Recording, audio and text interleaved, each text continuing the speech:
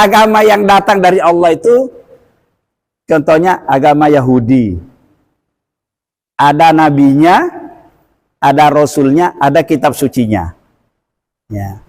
Agama Nasoro atau Nasrani, ada nabinya, ada kitab sucinya, ada umatnya. Kemudian yang terakhir agama Islam. Semuanya datang dari Allah, ada nabinya atau ada rasulnya, ada kitab sucinya, ada pendukungnya. Pendukung itu namanya umat. Ketua RW-nya nggak pernah ke masjid, ya RT-nya melu-melu sisa nggak pernah ke masjid, RT-nya nggak pernah ke masjid, ya warganya otomatis. Masih banyak tugas kita. Kalau sudah seperti keadaannya, maka dakwah itu ngajak orang supaya melaksanakan perintah Allah, menjalankannya, nggak boleh berhenti. Baru berhenti dakwah itu nanti, sama tidak perlu ada polisi juga ada yang ngurusin kalau sudah umat Islam. Tapi kapan ya gitu. Jadi belum. Ya, kalau belum, nah pertanyaannya kalau belum, sekarang bagaimana cara menegakkan agama Allah ini, iqamatud dinin dalam tema ini, bagaimana caranya? Mogok itu, mesinnya nggak bisa nyala secara ini ya, minta didorong satu orang, oh nggak bisa apa-apa, 2 orang belum bisa apa-apa, 3 orang belum bisa, coba panggilkan 10 orang bersama-sama bersatu, biar bis gerak Pak. Itu hebatnya. Maka selama umat Islam itu berpecah belah, tidak bersatu, bersantakan, jangan berharap agama Islam itu akan tegak.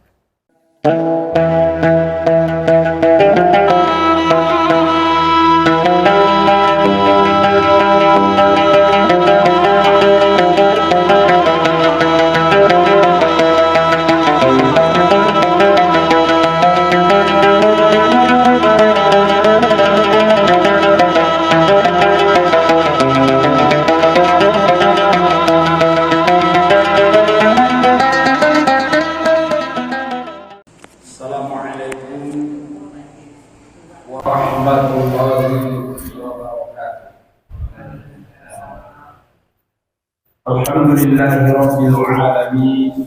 Allahumma shalli wa sallim wa barik ala sayyidina Muhammad wa ala alihi wa ashabihi ajma'in.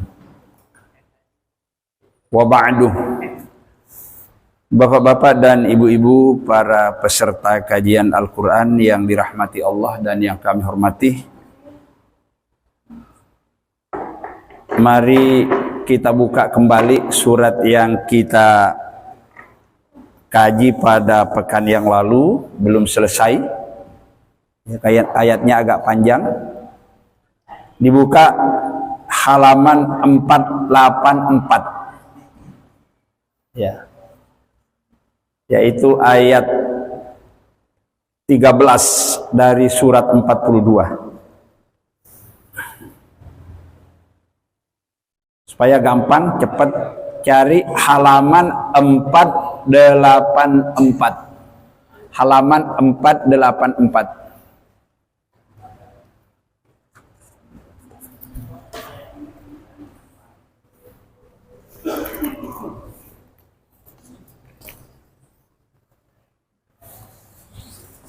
Ya.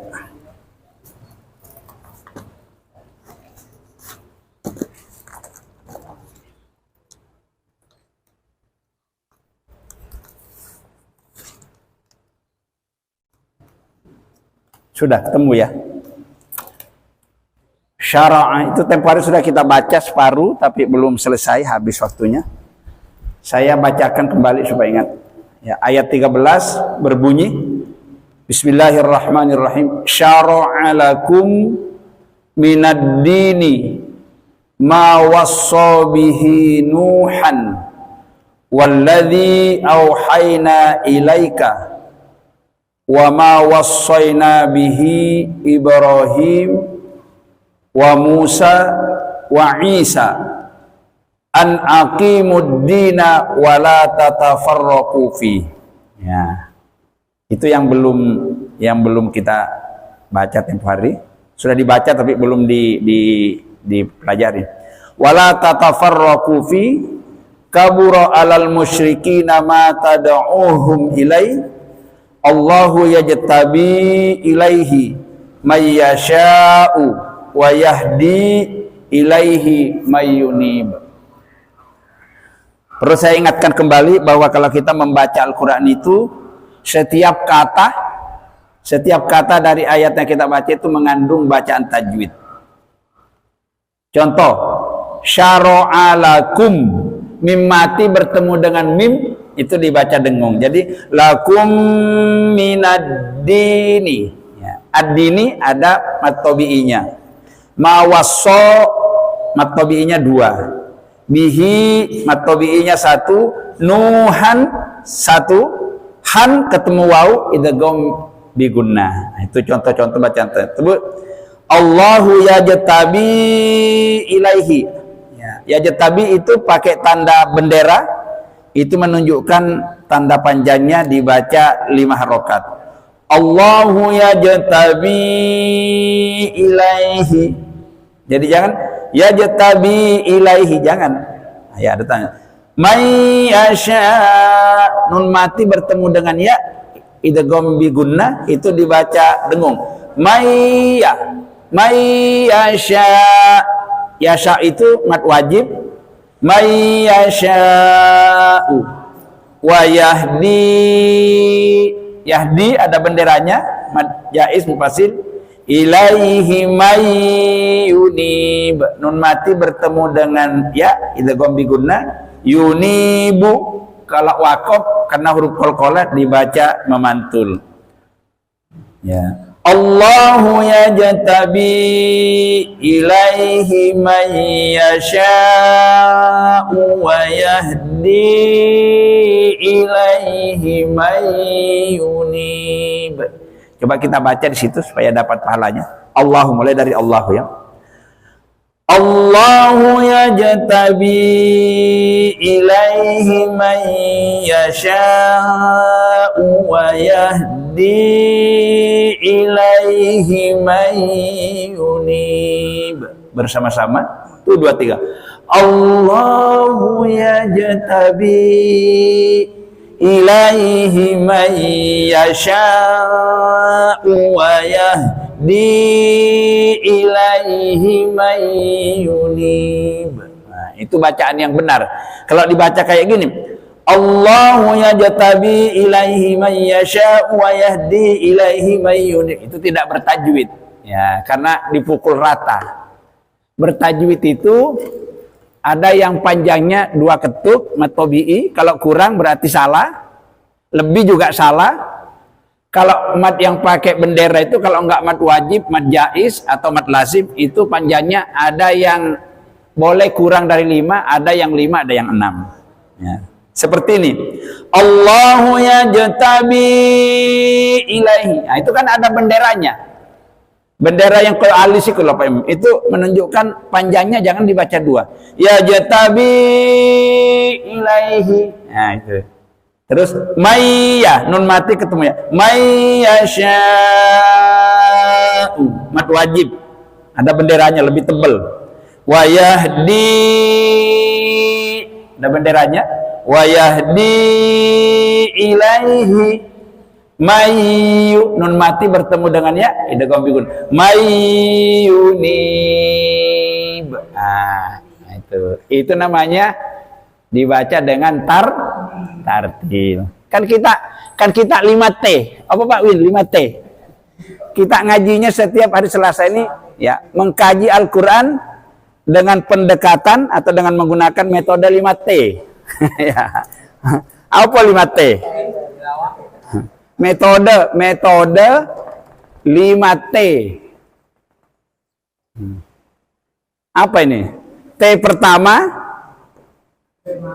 T pertama singkatan dari tematik. Jadi kalau kita mengkaji ayat, baik 1, 2, 3 ayat harus ada temanya, ya. Terus yang kedua, setelah ditentukan temanya, T yang kedua ditartil. Tartil itu artinya dibaca dengan benar. Tahsin tilawah itu artinya dibaca dengan benar. Tahsin tilawah itu artinya membaca Al-Quran dengan baik. Tartil tadi sudah kita baca tadi dengan tartil. Setelah tartil masuk ke T ketiga, singkatan dari tarjim. Tarjim sering juga tarjuma, sering juga ya kayak gini ada tarjuma. Tarjim atau tarjuma itu sama artinya. Tarjim itu artinya diartikan. Di situ Quran kita itu artinya ada dua. Ada arti per kata yang ditulis di bawahnya kecil-kecil, ada arti per ayat. Yang bagus itu kalau kita ingin mengkaji tarjim per kata. Jadi tarjim ini ada dua. Ada per kata, ada per ayat. Ya. Kalau Quran yang cetakan lama, ini artinya cuman di sini, yang di sini toh, nggak ada diartikan di sini cetakan lama. Ini sekarang ini model pesantren. Kalau kita ngaji di pesantren itu kayak gini Pak, diterjemahkan satu-satu. Wow itu artinya dan, ya. Min artinya dari, begitu. Jadi kalau kita pernah ke pesantren, walaupun Quran itu nggak ada artinya, kita tahu artinya karena sudah rumusnya dari kaidah ilmu nahwu sharaf dan al-lughah. Kalau di pesantren itu wajib mempelajari bahasa Arab, itu pelajaran pokok, nggak bisa tidak. Maka rata-rata di pesantren itu pasti ngerti bahasa Arab. Ya. Cuman ada yang pasif ngertinya, kalau menerjemahkan kitab bisa, tapi kalau suruh ngomong agak kaku karena kurang terbiasa praktek. Nah, pesantren yang terlatih praktek itu yang dua bahasa itu ya di Gontor itu. Di situ pokoknya masuk Gontor selama 3 bulan, cuman 3 bulan boleh menggunakan bahasa daerah, bahasa Jawa dengan bahasa Indonesia. Setelah lebih 3 bulan ada yang jaga, nggak pakai bahasa Inggris sama bahasa Arab, kena setrap. Itu Pak. Bagaimana nggak pinter-pinter di sana itu, kalau sudah 6 tahun di Gontor itu pasti bahasa Arabnya, bahasa Inggrisnya lancar. Nah itu ya, ya di sini ya. Jadi T yang pertama tematik. Ya. Tematik itu ayat yang kita baca seperti yang barusan itu temanya tentang apa, membicarakan tentang apa gitu ya. Terus yang kedua, setelah ditentukan temanya dibaca tartil. Dibaca tartil itu supaya mendapat pahalanya. Ya ingin dibaca tartil itu supaya kita ingin dapat pahalanya. Karena amal ibadah yang paling banyak pahalanya itu besok kalau ditimbang di akhirat itu maca Quran. Termasuk di dalam sholat. Nah kalau orang Islam itu pasti sekurang-kurangnya 5 kali sehari semalam itu pasti baca Quran. Surat Al-Fatihah itu ya baca sekurang-kurangnya itu. Terus yang ketiga tarjim, dibaca terjemahnya. Untuk apa dibaca terjemahnya? Dan kita nggak perlu menerjemahkan, sudah ada, dibaca supaya paham isinya ayat itu. Karena Quran itu bahasa Arab. Kita orang Jawa, orang Madura, orang Bugis, orang Banjar, ya nggak bisa kalau dibaca terjemahannya. Orang Arab sendiri aja yang belajar juga, karena bahasa Quran itu Pak, umpama cara Jawa itu kromo inggil Pak Win. Ya, kromo inggil itu aku beras gak ada yang ngerti. Ini ono apa namanya itu penata acaranya manten itu loh Pak. Belas aku ditanya nggak ada yang ngerti aku. Karena tingkatannya halus ya. Tapi nek bahasa Surabaya ya sekitar 50% paham lah saya. Ya. T 5T. Kurang berapa T nih? Ya, T keempat. Singkatan dari tadabbur. Ya, tadabbur. Tadabbur itu artinya paham. Paham atau memahami. Jadi tadi dibaca terjemahnya itu salah satu langkah untuk memahami. Tadabbur itu kalau sudah selesai satu ayat kita simpulkan kayak gini. Pak Hadi, ini isinya ayat yang kita baca tadi ini biasanya itu ada perintah, ada larangan, ada kalimat informasi. Ya, ada perintah, ya hanya itu ya. Perintah, larangan, kalimat berita, tapi kalimat berita juga misalnya juga mengandung perintah juga berarti ya. Sesungguhnya Allah sangat murka kepada orang-orang yang kikir. Itu kalimat berita itu. Ya kalau nggak mau dimurkai jangan kikir kan begitu ya. Sesungguhnya Allah akan memasukkan hamba-hambanya yang beriman dan beramal soleh. Nah, kita beriman itu ya iman kita seperti datang ke masjid ini beriman. Beramal soleh ya banyak macamnya beramal soleh. Pasti dicintai oleh Allah. Sesungguhnya Allah sangat mencintai orang-orang yang beriman dan beramal soleh. Kalimat informasi ini gak perintah. Kalau ingin dicintai oleh Allah, diridhoi, ya mari kita perbaiki imannya, perbaiki amal solehnya. Itu namanya kalimat informasi, kalimat berita. Tapi kalau janganlah engkau menggunjing sesamamu. Jangan larangan. Tegakkanlah agama Allah jika kamu ingin selamat dunia akhirat. Perintah begitu. Nah, ini nanti itu namanya tadabbur. Ya. Nanti kita tanya kalau sudah selesai, Pak Win, surat yang kita baca ini isinya tentang apa? Kalau Pak Win sudah bisa menjelaskan ini tentang itu namanya sudah tadabbur. Sudah paham. Nah, ya lalu yang terakhir T yang kelima. T yang kelima singkatan dari tahfidz. Tahfidz ya. Tahfidz itu dihafal. Kalau tidak dihafal bisa juga T itu artinya taktub. Taktub itu artinya dicatat. Dicatat. Kalau tidak dicatat, sebenarnya ini dicatat minggu depan, nggak usah minggu depan, besok pagi hilang. Nah ini. Kalau kita tidak mampu menghafal anunya lafadznya, sekurang-kurangnya alamatnya. Nah, umpamanya kita ini sekarang kita tentukan temanya, tempo hari kan belum selesai ya. Iqamatuddin. Apa tempo hari artinya iqamatuddin ini? Iqamatud ya, ad-din agama ya. Agama itu artinya tatanan hidup. Agama itu artinya aturan hidup yang datangnya dari Allah. Agama juga itu artinya sistem kehidupan yang mengandung nilai-nilai ajaran. Ajaran itu ada perintah, ada larangan, ya itu namanya ad-din. Ad-din ya. Ini temanya. Ini tema sentralnya ad-din. Apa artinya ad-din ini? Menegakkan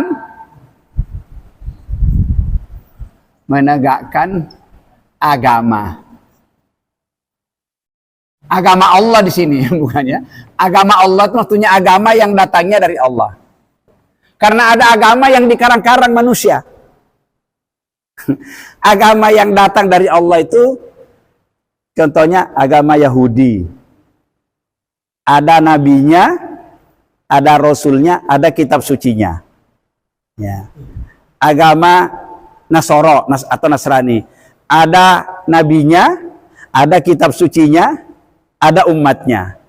Kemudian yang terakhir agama Islam, semuanya datang dari Allah, ada nabinya atau ada rasulnya, ada kitab sucinya, ada pendukungnya. Pendukung itu namanya umat. Nah, setiap agama seperti itu. Nah sekarang ini ayat yang kita baca ini Allah ingin mengajarkan caranya, bagaimana caranya menegakkan agama Allah. Nah itu pertanyaannya. Atau pertanyaan yang pertama ini begini mungkin Pak Win. Sudahkah agama Allah yang kita yakini kebenarnya, yang kita sudah berada di dalamnya, kita agama Islam, sudah tegak apa belum? Ajaran Islam ini Pak Win, menurut Pak Win sudah tegak apa belum? Ajaran Islam sudah tegak apa belum? Kan jawabannya sudah, belum, tidak. Ya itu aja. Mana yang ini? Apakah ajaran Islam yang kita yakini, yang sudah kita lakukan ini sudah tegak Pak? Apa belum? Sudah. Sebahagian. Perintahnya ya sholat kita diperintah sholat ya sholat. Misalnya umat Islam, kita umat Islam yang ada di RT 1. Misalnya ini paling kecil ini, nggak usah Indonesia dulu, nggak usah dunia. Umat Islam yang ada di RT 1, Pak Win pertanyaannya, apakah sudah mengamalkan Islam secara keseluruhan?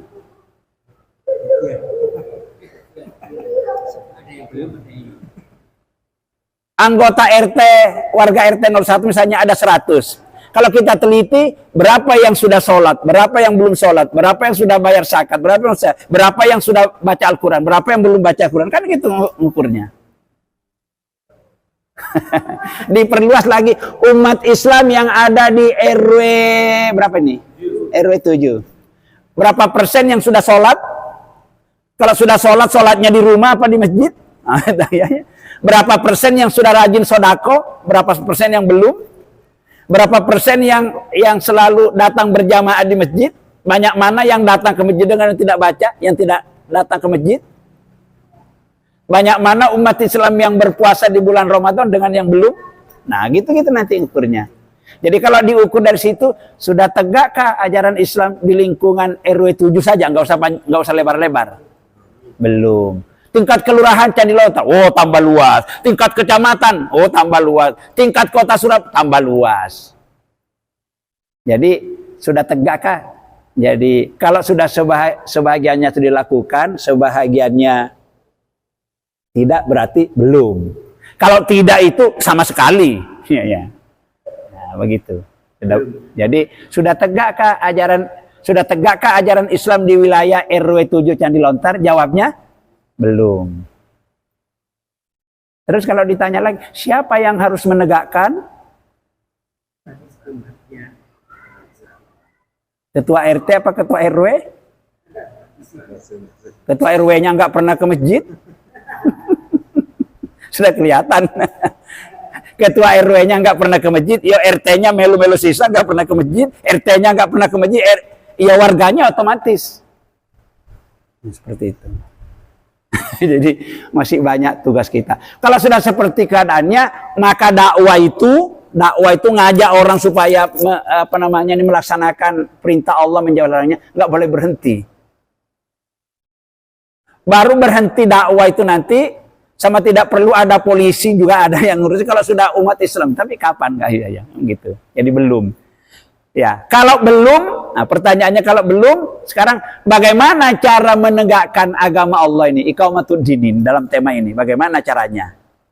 Nah, karena di situ ada 5 nabi ya, ulul azmi. Coba nabi siapa yang itu ya? Itu yang harus kita contoh. Ibrahim alaihissalam. Bukan Yan. Nabi Nuh dulu. Nabi Nuh ya, Nabi Nuh, Ibrahim, Musa, Isa, Nabi Muhammad. Jadi kalau bagaimana cara menegakkan ajaran Allah? Ya contoh yang 5 itu. Karena yang 5 itu yang sudah menegakkan. Tegak semua. Nabi itu tidak ada yang tersisa nabi itu. Makanya kalau mau ingin lihat sifatnya Nabi Muhammad yang pernah mempraktekkan Al-Qur'an yang sakmono tebelnya itu, yang pernah memperagakan Nabi Muhammad beserta sahabat-sahabatnya yang hidup waktu itu. Kayak Abu Bakar, Umar, Ali dan seterusnya. Kita semakin jauh dari Nabi, semakin gak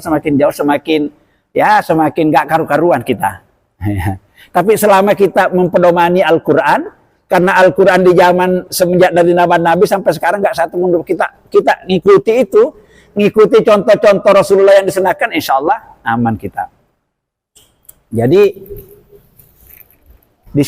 coba dilihat di situ ayatnya. Bagaimana cara menegakkan agama kita? Lihat di situ. Ya.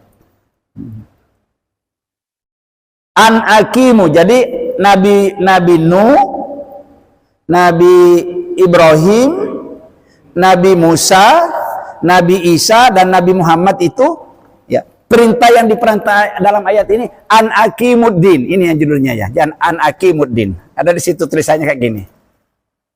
An aqimu ad-dina. Ya. Apa artinya? Coba lihat di situ artinya an-aqimuddina. Nah, an-aqimuddina bahwa perintah kepada 5 nabi itu yang harus kita contoh, itu apa yang pernah dirintu Nabi? Menegakkan aqimuddina, menegakkan ajaran yang datang dari Allah. Ajaran yang datang dari Allah itu namanya al-Islam. Al-Islam atau dinul Islam. Yang agama yang dibawa Nabi Nuh itu agama Islam. Agama yang dibawa oleh Nabi Ibrahim agama Islam. Yang dibawa oleh Isa, Musa, Islam semua. Islam. Cuman waktu itu belum sempurna. Bahwa Nabi Nuh belum sempurna sesuai dengan kondisi manusia itu. Nabi Musa tambah ke belakang tambah sempurna. Paling sempurna dan paripurna yaitu Nabi Muhammad itulah. Makanya setelah Nabi Muhammad tidak ada kitab suci lagi. Kalau kitab suci sudah sempurna. Tidak ada nabi lagi. Nabi itu pamungkas 25 nabi dan rasul. Kitab suci Al-Quran pamungkas semua kitab-kitab yang datang dari Allah. Nah, kewajiban kita sekarang itu tadi an aqimuddina. Wajib kita menegakkan ajaran Allah. Saya, Pak Roto, Pak Sampen, semua yang punya kewajiban. Sesuai dengan kapasitasnya masing-masing. Ya, nah, sesuai dengan kapasitasnya masing-masing. Kapasitas kita ini mungkin Pak Win tenaganya nggak pati kuat, tapi gitu ya. Ya, mungkin Pak Win duitnya kuat. Mungkin Pak Margito duitnya nggak kuat, tapi memiliki keterampilan. Nah, keterampilannya apa? Bisa menguasai komputer. Nah, itu sudah masuk itu, Pak. Ya. Pak Iman nggak menguasai administrasi, mau nyumbang juga pas-pasan sama dengan Pak Hai. Tapi Pak Imam ini punya teori, ya, punya teori. Ya, punya ilmu. Bagaimana cara mengamankan masjid ini supaya jangan sering kecolongan, Pak Iman. Nah, seperti yang terjadi 2 malam yang lalu, kantor dibobol, kotak infak dan berturut-turut 3 kali kejadiannya. Ya, pertamanya itu ya awal saya ngomong sama itu nggak usah karena jumlahnya juga nggak banyak, tapi naik seringan uang operasional Pak, yang uang yang itu akan taruh di bank, dicolong. Ini kan butuh nih. Nggak bisa kalau semua ditangani ketua tangga. Kita dalam menegakkan ad-din ini sendiri apa harus bersama-sama? Harus bersama-sama. RT, RW, takmir, PKK, pendidikan, urusan proyek nggak bisa sendirian, harus bersama-sama. Jadi syaratnya kalau ingin ajaran agama Allah ingin tegak itu harus bersama-sama. Satu syaratnya harus bersama. Bersama-sama. Nah, kalau dalam bahasa Qur'annya harus dengan al-jamaah. Ya. Apa artinya al-jamaah? Al-jamaah ini artinya satu bersama-sama. Seperti sholat jamaah, pasti di situ ada imam, ada makmumnya, itu namanya jamaah. Ya. Terus yang kedua, jamaah itu artinya berkumpul. Berkumpul itu kan nggak sendirian ya, berkumpul. Arti yang ketiga, bersatu. Bersatu. Semua ajaran yang ada di dunia ini, baik ajaran Islam yang datangnya dari Allah yang dibawa oleh 5 nabi pelopor tadi itu, ataupun agama yang dikarang-karang oleh manusia, atau agama yang batil sekalipun itu, nggak bisa tegak kalau tidak berjamaah. Betul? Nggak bisa. Jangankan ajaran yang salah saja, itu kalau tidak bersama-sama nggak bisa tegak. Nah, jadi berjamaah. Maka di situ ayatnya tadi an aqimuddini, sambungannya apa Pak Win? Wala tatafarraqu. Apabila aqimuddin, agama Allah ingin kita tegakkan, syaratnya yang pertama wala tatafarraqu. Nah, apa artinya wala tatafarraqu?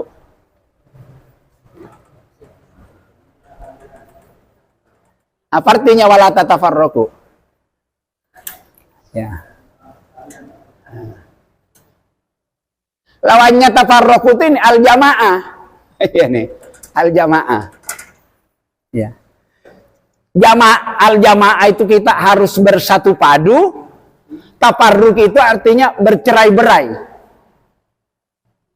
Bercerai-berai. Bercerai-berai apa? Apa sinonimnya bercerai-berai? Tidak mau bersatu itu loh. Tidak mau bersatu itu bercerai-berai, berpecah belah, atau berantakan. Yaitu Pak Widodo, nek barang-barang di rumah itu berantakan, bagus gak? Enak gak? Kamu ditanya. Bikin sumpah gak kalau itu berantakan barang-barang itu. Nah, umat Islam itu kalau tidak berjamaah cuma 2. Kalau tidak berjamaah berarti tafarruq. Tafarruq itu artinya berpecah belah, ya. Kemudian berpecah belah, berantakan, bercerai-berai, itu artinya tafarruq. Itu dilarang di situ. An aqimuddina, ya. Kita ini mau mencontoh 5 nabi tadi ulul azmi itu, kalau kita ingin menegakkan agama Allah, agama Islam kita ikutnya, syaratnya la tatafarraqu, jangan berpecah belah. Jangan bercerai-berai. Contoh saja, sapu lidi. Sapu lidi itu kalau diikat kuat ya Pak Iman ya. Biar banyak batu-batu, bukan batu kerikil yang besar, kalau disapu bergerak Pak. Mesti karena ada kekuatan, karena bersatu. Coba diurai, ikatannya dilepas. Apa yang terjadi dengan sapu lidi? Patah Pak kalau gini. Begitu juga, itu paling gampangnya. Mobil, ada mobil apa istilahnya? Mobil elep. Ya. Berapa muatnya mobil elep itu? Yang bis mini kalau Pak. Ada 20 enggak? Mogok itu. Mesinnya nggak bisa nyala secara ini ya. Minta didorong. Didorong 1 orang, oh nggak bisa apa-apa. 2 orang belum bisa apa-apa. 3 orang belum bisa. Coba panggilkan 10 orang bersama-sama bersatu, biar bis gerak Pak. Itu hebatnya. Maka selama umat Islam itu berpecah belah, tidak bersatu, bersantakan, jangan berharap agama Islam itu akan tegak. Nah sekarang kita tarik ke, nggak usah Indonesia, terlalu lebar ya Pak Widodo. Umat Islam yang ada di RW 7 Candi Lontar ini sudah bersatu apa belum? Belum. Apa sebabnya kok belum bersatu? Oh, nggak usah diurai banyak. ya itu. Iya. Itu sekup kecil aja. Kalau RW terlalu satu RT saja, kira-kira di dalam satu RT kira-kira umat Islam ini, nggak usah ngurus yang lain, sudah bersatu apa belum? Belum.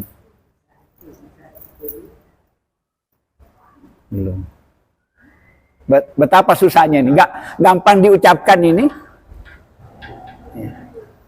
Dan kalau kita tidak bersatu dalam menegakkan agama Islam ini, rupanya susah juga masuk surga bersama-sama nanti. Pak Sodik, nggak bisa masuk surga bersama-sama selama kita menegakkan agama Islam tidak bersatu. Jadi nggak boleh kita wis jarnoai sampai nggak sholat, ya nggak ngaji, nggak ngurus. Yang penting ya aku dewe yang nanti bisa melepuh surga selamat ya gitu ya. Nah begitu. Istrinya nggak diurus, anaknya nggak diurus, menantunya nggak diurus, yang penting selamat. Boleh nggak kayak gitu orang Islam itu? Boleh. Seperti tanggung jawab suami terhadap istri dan anak-anaknya itu apa sebetulnya? Yang paling penting di antara kewajiban suami. Menyediakan rumah.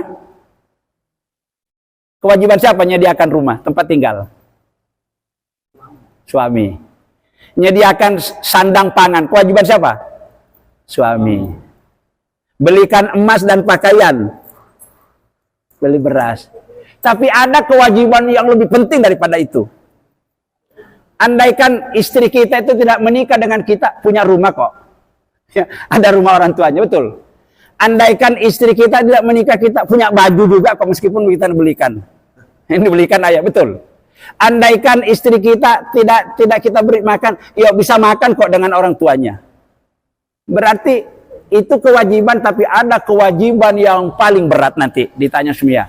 Bagaimana suami itu berupaya menyelamatkan istrinya sama anak-anaknya nanti masuk surga bersama-sama. Iki sing angel. Angel iki Pak Widodo. Angel. Jadi kalau saya dengan sampean habis waktunya, habis tenaganya untuk mengumpulkan harta berangkat pagi pulang besok pagi, banyak hartanya, wes anak-anaknya makan semua. Sementara anak-anaknya, istrinya dibiarkan, nggak paham agama, nggak tahu ngaji, nggak pernah sholat kayak gini. Waduh, besok suaminya walaupun ahli sholat itu masuk surga ditahan. Ada kewajiban yang paling penting yang sampai abaikan, yaitu bagaimana membimbing istrimu dan anak-anakmu supaya masuk surga bersama-sama. Caranya bagaimana? Yang paling gampang itu kita pilihkan pendidikan yang paling bagus. Sementara orang tua itu kalau anaknya sudah dimasukkan ke sekolah, pasrah bongkoan. Apalagi sekarang full day school ya Pak ya. Pulde sekolah seolah-olah orang tua itu nggak mau dia nggak ya. Gak iso. Nggak bisa kayak gitu. Harus bekerja sama antara orang tua dengan guru. Kalau cuma guru yang bekerja, orang tua nggak mau tahu, nggak bisa. Jadi harus bekerja sama. Kalau Nabi Nuh, Bang, Hah? iya apa ceritanya itu? Nabi Nuh kan anaknya juga tenggelam, ya kan? Ya. Terus Nuhnya gimana? Terus tanggung jawabnya itu gimana? Ya. Nabi Nuh. Itu contoh. Allah ingin menggambarkan dalam peristiwa itu, maka kalau kita ada orang, misalnya di antara kita ini, Pak Imam itu kan ustadz umpamanya, lo anaknya kok nakal? Iya. Ya.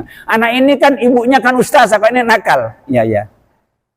Itulah contoh bahwa seberapapun besar upaya manusia, kalau Allah punya kehendak lain, manusia nggak bisa apa-apa. Contohnya Nabi, betapa Nabi mengusahakan ingin pamannya yang bernama Abu Thalib itu supaya mati dalam keadaan Islam. Ternyata nggak mampu juga Nabi. Kurang apa Nabi itu inginnya? Nabi itu Nabi, anaknya kelelep Pak, dimakan tsunami, tenggelam sama tsunami. Tapi kita gitu, itu Pak Hayi itu kan ketua takmir.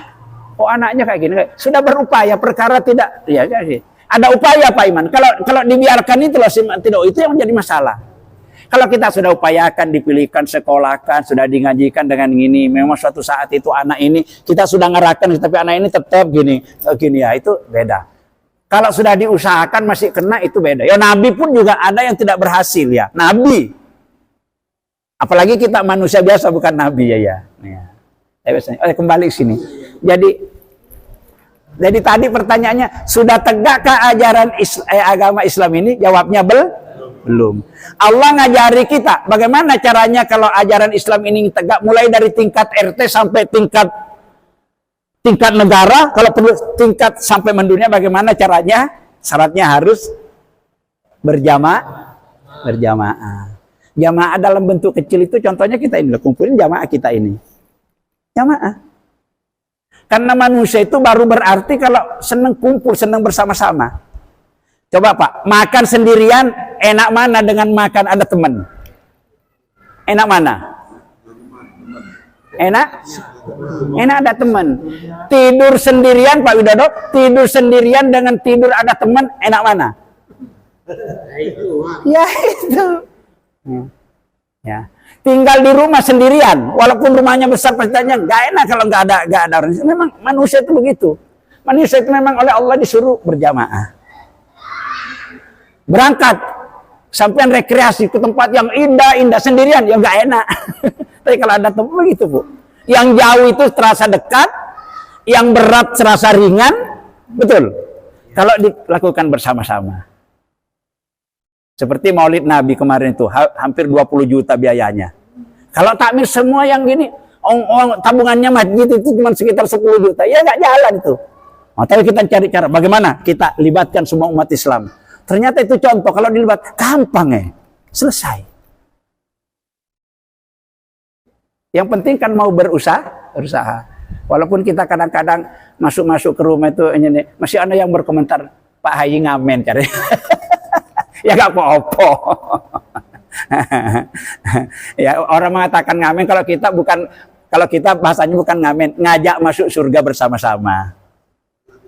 Iya, ini harus bahasanya. Jadi Pak Widodo besok, Pak Margito datang, ngamen jangan disebut gitu. Pak Margito datang sama Pak Hayi ingin ngajak masuk surga bersama-sama begitu. Ya kan nggak nyumbang.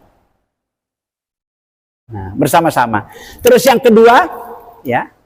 Di situ apa lagi sambungannya ayatnya? Wala tatafarraqu. Tidak jadi harus bersama-sama. Yang kedua tidak boleh berpecah belah, ya. Ya lawannya sebetulnya tidak berpecah belah. Tidak berpecah belah.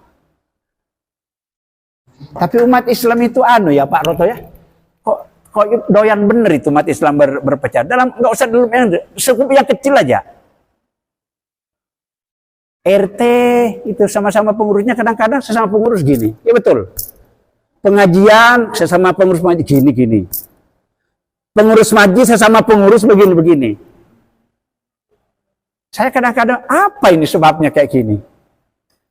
Setan lagi mau disalahkan nanti. Setan apa hawa nafsu Pak Win ya? Nafsu. Iya. Iya. Punya pemikiran sendiri-sendiri, tidak didukung pengalaman dengan ilmu pengetahuan juga itu. Ya, itu Pak itu ya. Ya, memang sudah punya keinginan sendiri-sendiri, orang itu tidak punya pengalaman, tidak punya pengetahuan, maka tambahan Ya, terus ya. Terus yang ketiga, ya, secara keseluruhan aja karena kita waktunya terbatas. Setiap ajaran itu kalau mau tegak butuh yang namanya jamaah. Jamaah itu kalau bahasa modernnya institusi, ya. Institusi.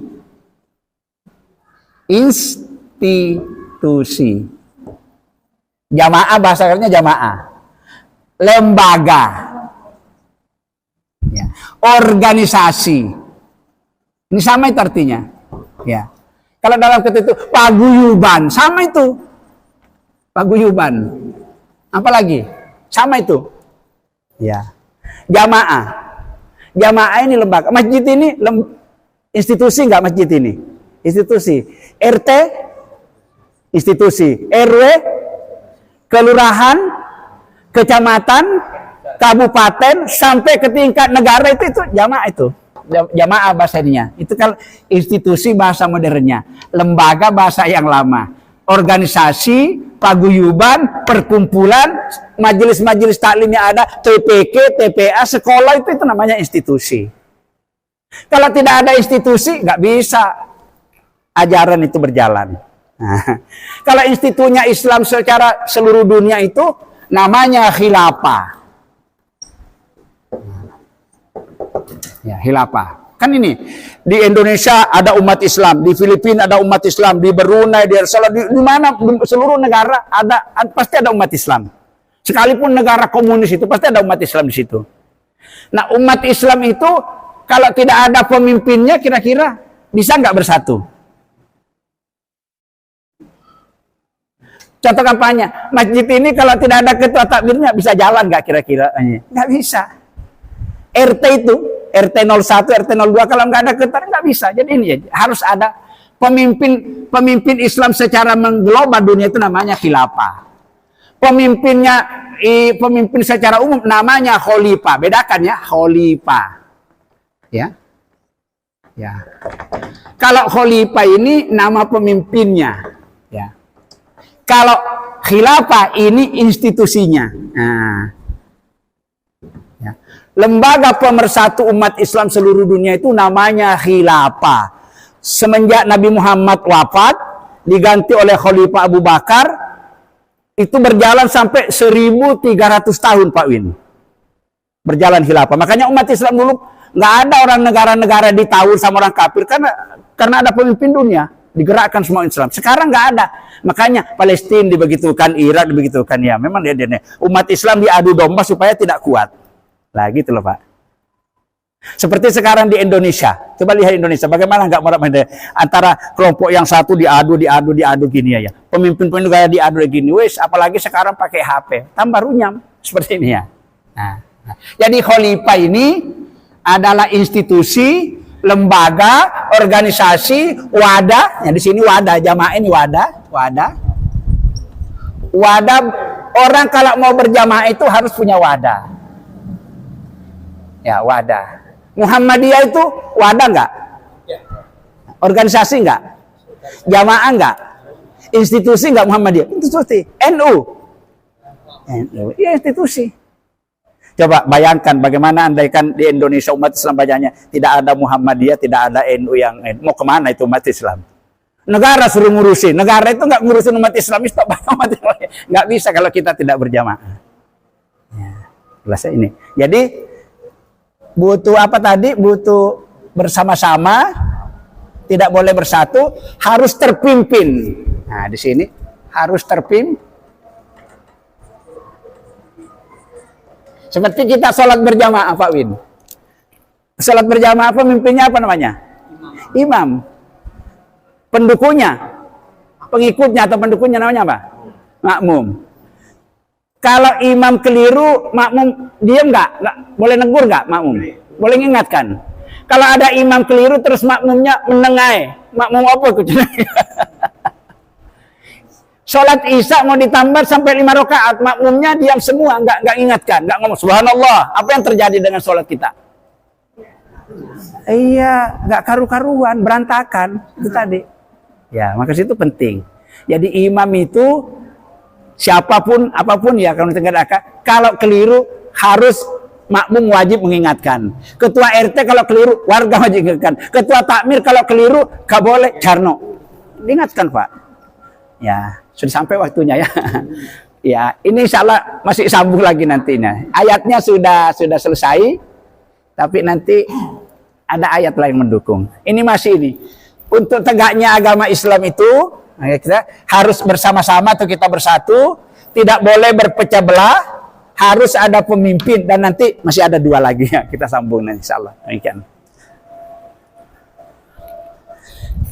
Demikian surat yang kita baca tadi, ayatnya sudah 2 kali pertemuan, sudah selesai. Surat apa Pak Win? Harus ingat ini, surat apa? Surat Asy-Syura. Surat keberapa? Surat 42. Ayat berapa? Ya, sekurang-kurangnya itu. Ya, surat Asy-Syura surat 42 ayat 3 itu menjelaskan tentang apa? Perintah Allah agar kita menegakkan ajaran agama gitu. Dengan 3 syarat itu tadi. Itu kesimpulannya, mudah-mudahan kita dimampukan oleh Allah. Setelah kita paham, bisa kita praktekkan di dalam kehidupan sehari-hari.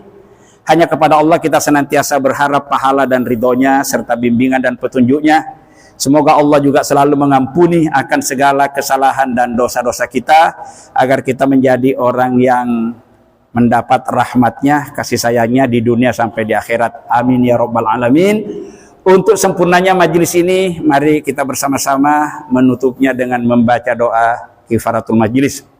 Bismillahirrahmanirrahim. Subhanakallahumma wa bihamdika asyhadu an la ilaha illa anta astaghfiruka wa atubu ilaik.